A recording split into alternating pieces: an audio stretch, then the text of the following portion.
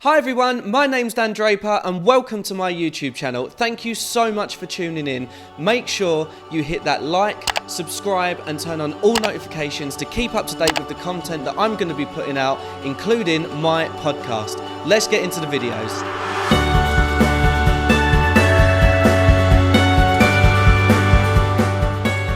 Hi everyone and welcome back to the Dan Draper podcast. Thank you so much for tuning in again today. I've got a very, very special guest with me today who I've wanted to have on the podcast for such a long time. And we met back in October or November, I think it was. So Miss Amy Leighton, would you like to introduce yourself? Hello. Yes, thanks, Dan. Yeah, this is long overdue, isn't it? Long overdue. Long overdue. Thank you so much for having me. My name is Amy Leighton, as you said, and I am a mindset and confidence coach helping business owners and professionals to be able to cultivate confidence, get over any of those little niggles that they might have going on, imposter syndrome, and be able to realize their full potential. Perfect. Amy, thank you so much for coming on. You are my saviour this week. And what a week it's been as well. It is so hot. So if anyone's watching this on YouTube and we're sweaty messes, we do apologise already. Sweaty. It's fine. It's all good. It's all good. But how are you though? I'm all right. Apart from being a little bit sweaty. Yeah. I'm doing that like traditional British thing of the first day of it being 30 degrees. I'm like, yeah, this is lovely. Second day, I'm like, oh, it's a bit hot, isn't it? Third day, I'm like, no, do you know what? I'm over this. And now we're in like the thunderstorm, humid, really sweaty territory. I'm like, this is just a bit much. Give me the aircon and give me the 10 degrees again. Yeah, literally. My fan is working overtime at the minute. Poor little £9 Tesco one is about to burn out as well. I think it's just saying no. I know. Give me some cooler weather now, please. Thank you. Oh, don't, honestly. There is that typical Brit thing, though, isn't it? It is literally just like, oh, it's a bit hot now, isn't it? But then we'll moan when it rains. So. Oh, yeah, absolutely. I mean, when it started thunderstorming last night, I was moaning about that. So, yeah. Classic British summer. I love it. So how things apart from a sweaty mess anyway, because we're both there. What's going on in the world of Amy at the minute?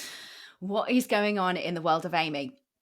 Well, I have just become properly qualified and certified so I've been doing a diploma in professional coaching with positive psychology and neuroscience, which has been very exciting. So actually, I think I must have started that about the same kind of time that we met back in October. Yeah, because I remember you talking about that when we met, because we met at the pub and I was doing my classic pitch of I've got a podcast, so and just threw it out there casually. But yeah, we were talking about that, and I know that we're going to go into a lot more detail about that later on. But yeah, I remember you starting that all those months ago. Yeah. So that's been going for the last 7-8 months. And, I've been doing a lot of work around speaking and communication before that, but I decided that I wanted to go deeper and be able to work with mindset on a deeper level. So, I am now officially qualified, certified, which is amazing. That's really brilliant. And something really positive to come out of lockdown and everything else that's been going on. So that's great.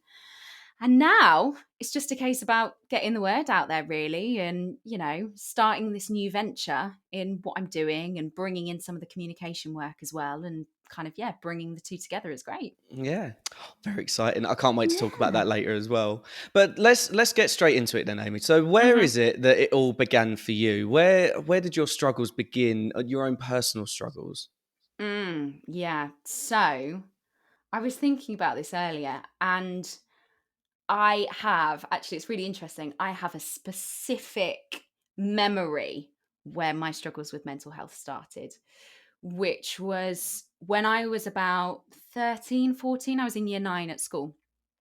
And we went on a school trip to France. We went to the Ardèche, which was like the trip that everybody looked forward to in year 9. And I remember going with a group of friends, but not really feeling like I was part of that group of friends, feeling really lost, feeling really overwhelmed by this feeling of not fitting in and, not really feeling comfortable with who I was. And I remember there starting to get really bad stomach pains. Hmm. to the point that when I ate, I had really bad stomach pains, which then meant that I didn't want to eat. And Right. that was the very first starting point of my struggles with mental health. I remember it so, so clearly, having these stomach pains and that kind of being the spiral, um, where then everything else got triggered. So yeah, that's kind of really specific, but that's where it all started. Yeah, and I mean, I know that we spoke about this off air as well, and Mm, you were saying mm, about, it developed into an eating disorder, didn't it, at mm, one point? mm, So can you tell us a mm. bit about that? Because I think that that's really Yeah, important, and it's something that I had an episode earlier in the series about it, but it's still a conversation that we need to keep talking about. yeah, absolutely. So it was quite a journey, in all honesty. So I that was kind of in the June of that year, and then at that point it was very much a physical thing, and it was being investigated as a physical thing. And I got home and we went to the doctors, and the doctors weren't really sure what was going on, but the doctors just kind of went, "Oh, get over it and eat and you'll be fine," Yeah. and just kind of got shooed away as like typical teenager not wanting to eat. And I was like, no, there is something really wrong here. It hurts. So basically, I couldn't eat because it was painful. I lost so much weight over that summer that by the September, I was admitted into a children's hospital, like just your general kind of hospital on a children's ward, where I then had a nose tube where I Right. was fed via a tube. And I was there for about 2 weeks, I think, off the top of my head, and sent home with then a little feed yourself at home overnight machine that then you connected up to your nose tube so that you obviously continue to get all the nutrition. It was still being dealt with as a physical thing, but people at that point were starting to go, "Ooh, there might be a little bit more of something here." So then obviously I was really struggling. My education, I was only going to school for like maths or English. And that was it. I was going in for one lesson and Mhm. then coming away and going home just because I was so physically weak by that point. And then in the January, that's where then people started going, okay, there is definitely more to this. And I was then admitted for an eating disorder into a specialist children's mental health unit, Mm. where I was there for 3 months as an inpatient and 3 months as a day patient. So I was there for 6 months in total. Um, and yeah, I mean, it's an odd one because at the time I never felt like I was fat. Like I never had the typical symptoms of, what you might associate with an eating disorder. But this physical pain that I no longer had put me off food, and because I associated that with pain, I didn't want to eat. So it was definitely an eating disorder, and it was my way of coping, but not necessarily a traditional way. And at that point, I don't think people really knew a huge amount about other eating disorders, and I completely stumped a lot of the staff. Um, and in the end, it got to a point where they got me up to a healthy weight and they just kind of went, actually, do you know what? You need to be out in the community. Like, Mm. you need to be doing your own thing and getting back to life and doing your GCSEs. Because I'd missed the entirety of my first year of GCSEs by that point. So, yeah, then I went out into the community and continued my treatment there and playing catch up with everything else that was going on. But yeah, certainly quite a turbulent year that year. Yeah, I can imagine. And in terms of what you were saying there about people noticing it, was it a long process for people to notice it? Whether it was friends in school, or staff, or family, or something like. Was it a long thing for you, or did someone actually think, because you mentioned there, and again, I was brought up. We're similar age. I was brought up in the 90s Mm, of kind of just get on with it. You carry on with mm. what you do and things like that. But how long did it take for someone to notice that there was something, wrong with you in terms of how you perceived yourself at that time? I think it wasn't until just before Christmas Hmm. of that year. I remember being shooed off a lot by doctors and them just thinking it's a phase. She just doesn't want to eat. she needs to get over herself, and she needs to just get back and, stick a chocolate bar down her and she'll be fine. Yeah. And that was very much the attitude that was there. And I went through so many physical investigations, and, they just couldn't find anything. There just wasn't anything there.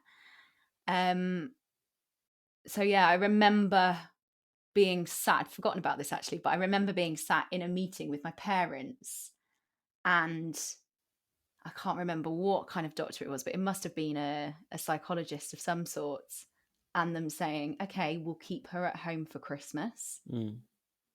But come January, once the Christmas holidays are over, she needs psychiatric support. She needs mental health support. And I just, in all honesty, I remember a massive feeling of relief and going, thank goodness someone's actually listening to me, that I need some help. And it's not anorexia, because I don't feel fat. And I remember there being a real resistance to that. But I remember going, I need help. And someone is actually finally listening. Yeah. And I think that's the key thing, is that when someone recognizes it and they do extend that olive branch, whether it's eating disorders, whether it's mental health, whether it's anxiety, depression, things like that, you just need that one person to say, actually, I'm going to give you some help here. And one question that I wanted to ask you is, how's your relationship with food changed since that time? Because obviously you said there that yours was to do with pains and things like that. And how has it changed over the years for you? And I'm guessing it wasn't a quick process either.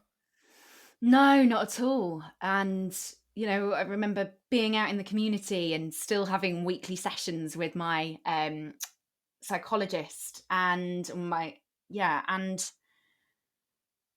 I went vegetarian at one point. I started experimenting with all these different things.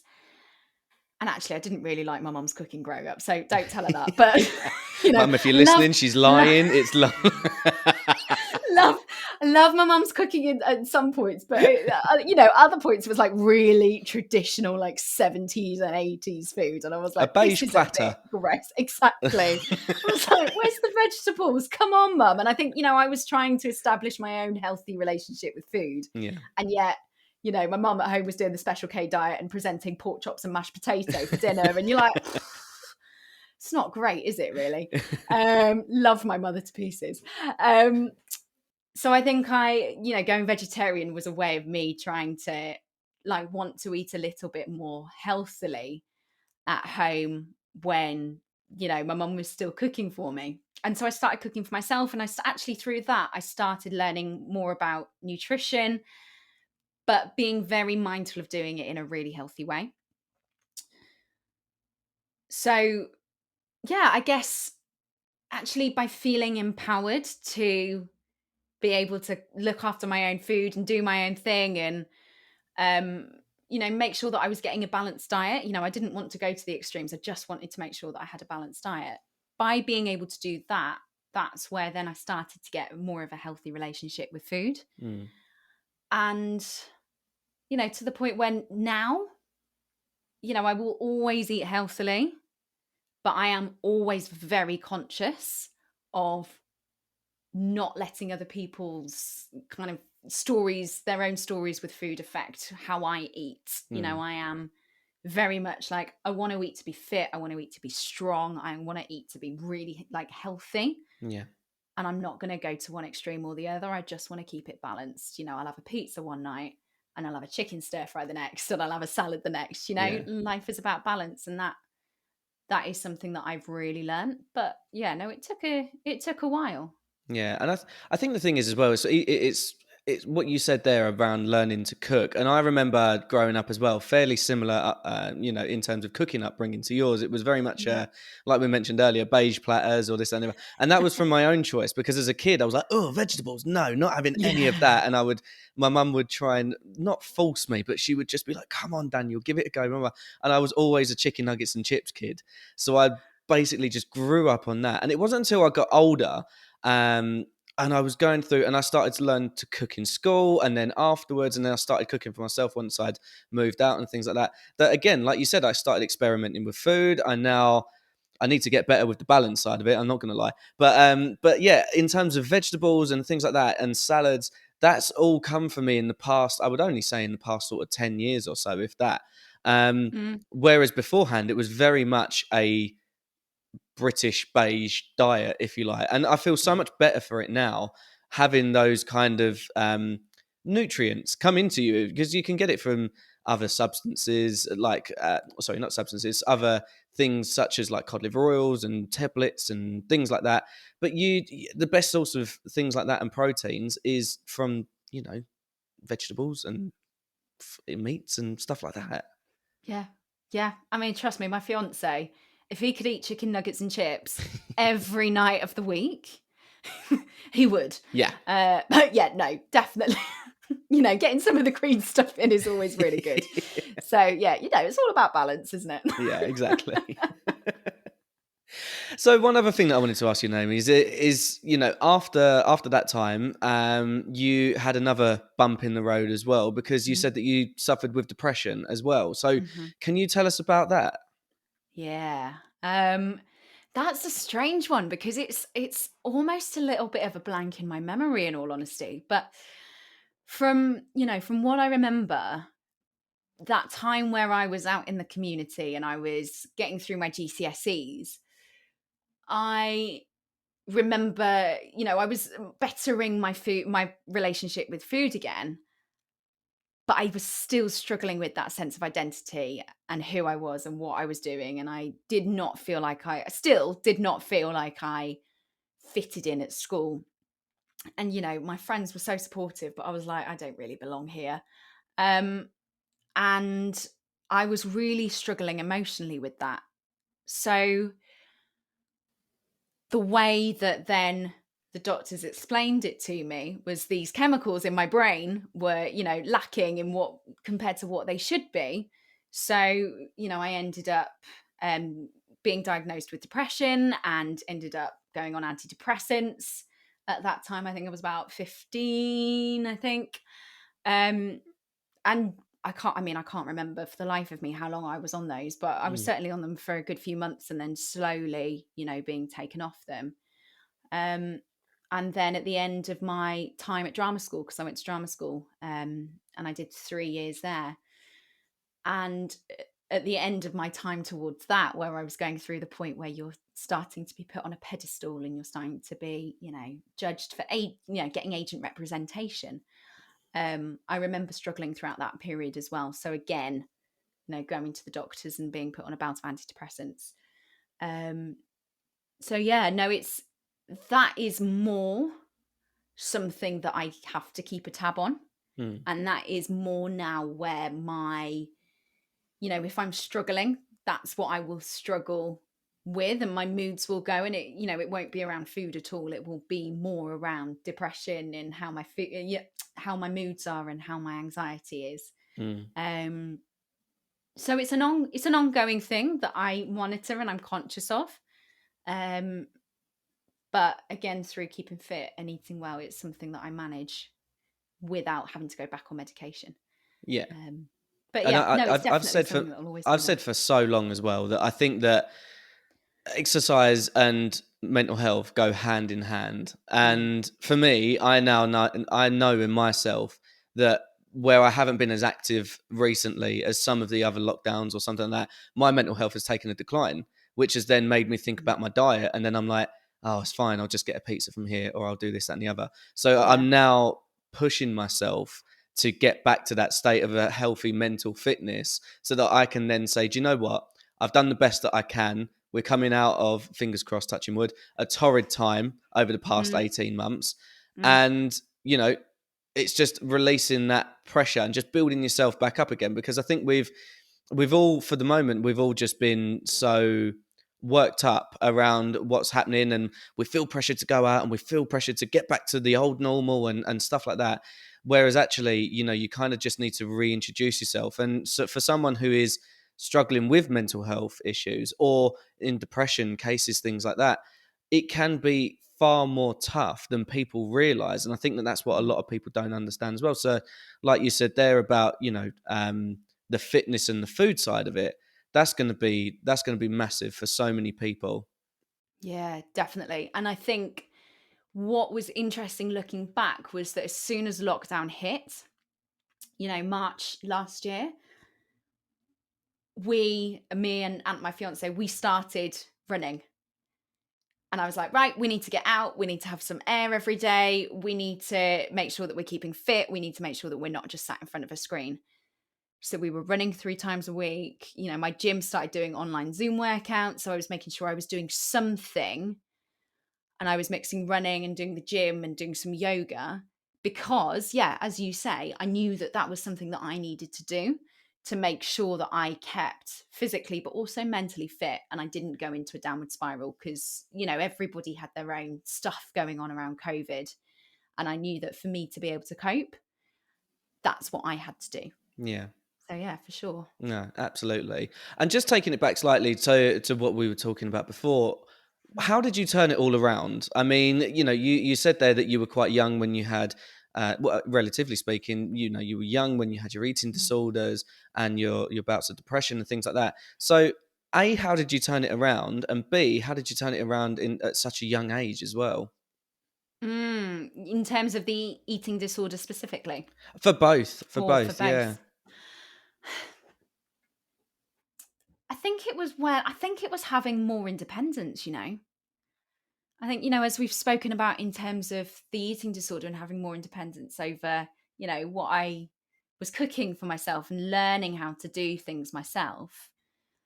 And then in terms of the depression, I think I started to twig, with, as we said, with ebbs and flows and, ups and downs around it was around my kind of mid-20s. It Mm, wasn't that long ago.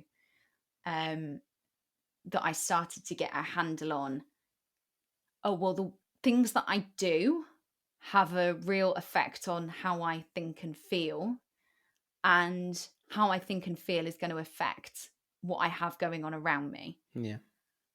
And that was a massive, massive turning point for me. So, yeah, by kind of having that knowledge of like, oh, I don't just have to let everything happen to me. Mm, Actually, I've got some sort of choice within this. And if I want to be able to not stay in this story forever, then actually I can, but it's down to me. Like, I can use medication if I want, but it's not really the best for me and it's not particularly sustainable. yeah. And no one else is going to do it for me. It all comes down to me. And actually, thinking about it, that was a big lesson from spending time as an inpatient and as a day patient at that mental health hospital all those years ago, because they were very much at the attitude of, well, if you don't want to help yourself, we can't help you as well. So that was a massive thing that came through, and that has always stuck with me. And I think, yeah, with what was going on in my early 20s and finishing drama school, I think that then came back and presented itself. And yeah, it's always stuck with me. Yeah. So let's move on to this part because I'm so excited about you talking about this. So tell us about what it is that you're doing for mindset and confidence, because you've turned it from your own experiences Mm. into now your business. So tell us all about this because I'm super excited about this.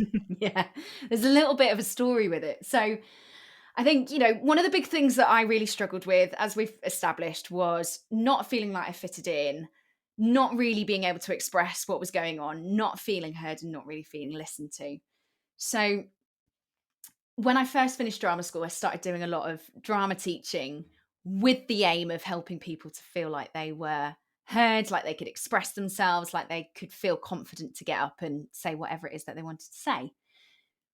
That then turned into public speaking and doing public speaking training with young people, and again, supporting them to be able to share their voice. And I've been doing that for about 7 or 8 years now. And then I was like, oh, do you know what? I want to be able to work with people on a deeper level with this, because it's all very well me saying, yeah, just stand up and say what you want to say and move your hands and, do power poses and this and that and the other. But actually, they're not necessarily going to do that when I'm not with them. And, I was working with adults trying to unravel all of these old habits and all of these old beliefs that they had. I was working with young people trying to build them up. And so that's where then I started looking into this idea of doing the mindset and confidence coaching, which is where I am now, to essentially be able to help people to create that long lasting transformation and to help them. I say to help them flip their script. So, in essence, be able to help them unpick what it is that is holding them back, Mhm. and to help them realize, like I was just saying, actually, to help them realize, actually, I can make this change. I can do something towards where I want to go. I can get out of this. Yeah. And then to help them realize how they can do it to be able to work towards where they want to go. Yeah. And it's amazing that like I was saying, that you've turned your negatives in such a positive, and that it's now influencing other people as well. It's Mm. massive. It's huge, and I can only see, and I've seen how busy you are on Instagram with it. I know. I probably know your schedule just as well as you do now. Probably more, because I never have any clue what's going And on. I can't even keep a diary. I have no idea what day it is now.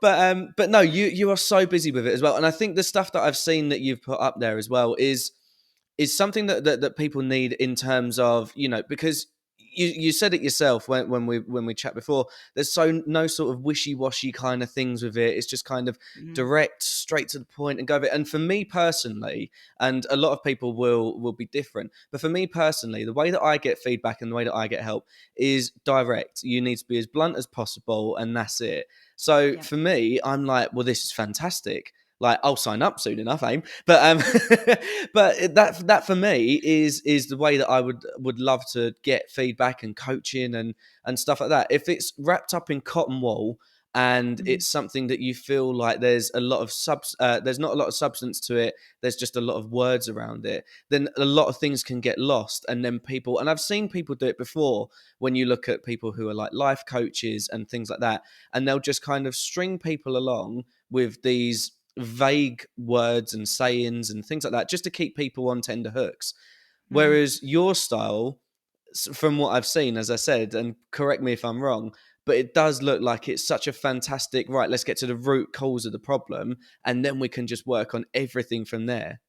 Yeah, definitely. And, I mean, as you say, like, different things for different people, but I'm exactly the same. If someone speaks to me and they say it how it is, that is what I respond best to as well. Um, and a lot of the work that I do has roots in positive psychology and in neuroscience, and that really appealed to me as well, because I like to have tangible things, and a lot of people that I work with want the tangible stuff and they want the practical stuff. So, yeah, it's really about being able to hold the space. In fact, I do very little talking in the sessions. Like, it is about me being able to hold the space for whoever it is that I'm working with, supporting them and asking them certain questions, but giving them the space to think and the time to think, and unraveling whatever it is that they're going through and working out what is the best step forwards for them. Because whatever works for me isn't going to work for you necessarily, and it's not going to work for the next person. Yeah. So, it's about holding space. And then if I've got tools and interventions that will help, that I feel will help, they're there for them to use if they want to. But it's all about building up their own self-confidence and their own self-trust. So if that doesn't work for them, they're more than welcome to say no. Yeah. And that's fine. It's no skin off my nose. So yeah, it is so powerful for people that want that space held for them, that don't want to be told what to do, but actually just want some support and some help to be able to own a space and have time to think and work out what it is that does work for them. Yeah. Yeah, exactly. And you should be so proud of that as well, because, like I said, and I'll say it again, coming from where you were all those years ago to now, to then helping people in their lives and bringing out their own confidence and, reducing their insecurities and things like that, you should be majorly proud of it.